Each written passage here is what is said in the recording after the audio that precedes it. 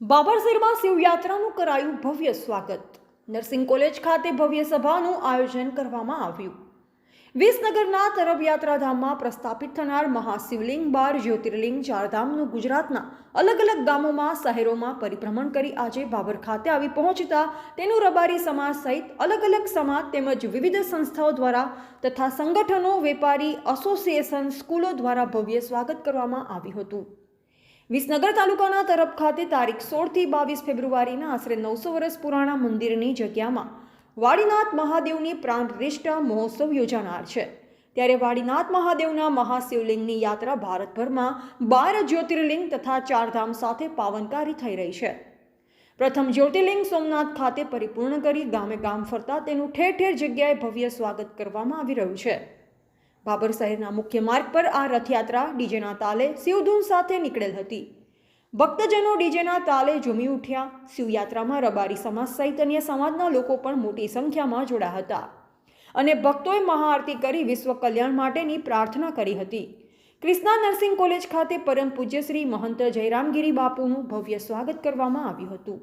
ત્યારબાદ ક્રિષ્ના નર્સિંગ કોલેજના પ્રાંગણમાં સભાનું ભવ્ય આયોજન કરવામાં આવેલ, જેમાં વાવ ધારાસભ્ય ગેનીબેન ઠાકોર, બાબર શહેર ભાજપ પ્રમુખ અમૃતભાઈ માળી, બનાસ બેંકના વાઇસ ચેરમેન પીરાજી ઠાકોર, સ્વરૂપજી ઠાકોર સહિત દેસાઈ સમાજના વડીલો, યુવાનો, મહિલા અને આગેવાનો ખૂબ મોટી સંખ્યામાં ઉપસ્થિત રહ્યા। શિવયાત્રાના ભોજન પ્રસાદના દાતા બાબર ક્રિષ્ના નર્સિંગ કોલેજના ચેરમેન સરતનભાઈ દેસાઈ બન્યા હતા, જેમાં મોટી સંખ્યામાં ભક્તજનો, નગરજનોએ ભોજન પ્રસાદનો લાભ લીધો હતો।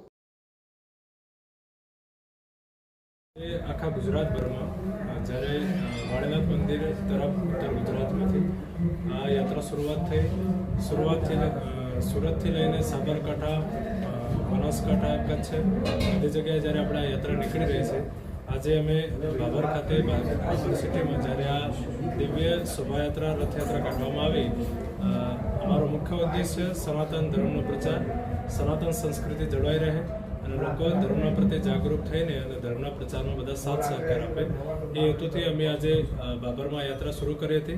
અત્યારે અમે આજે બાબરમાં એક સંસ્થા છે અને એ નર્સિંગ કોલેજમાં અત્યારે આપણા સરતનભાઈ કરીને આ સંસ્થા ખૂબ સારી રીતે સંભાળે છે, એમના ત્યાં આવ્યા છે અને આજે બાબર તાલુકા તરફથી એ સન્માન, આ રથનું સન્માન રાખવામાં આવે છે। બાકી આપણે હાઈવે ઉપર ઠેર ઠેર સન્માન કરવામાં આવ્યું ત્યારે આખા ગુજરાતમાં જ્યારે બધા સમાજો દ્વારા અલગ અલગ જગ્યા પર જઈને સન્માન કરવામાં આવે છે, એમાં બાબરમાં તો ખૂબ વિખ્યાત ગૌશાળા પણ છે અને સાથે સાથે બીજા પણ જે NGO હતા એમના દ્વારા પણ અહીંયા ખૂબ સારી રીતે સન્માન કરવામાં આવ્યું, બધા સમાજો દ્વારા પણ સન્માન કરવામાં આવ્યું। લગભગ અમારી આ યાત્રા લગભગ 4 થી 5 કલાક જેવી ચાલી। ઓકે, ખૂબ ખૂબ આભાર।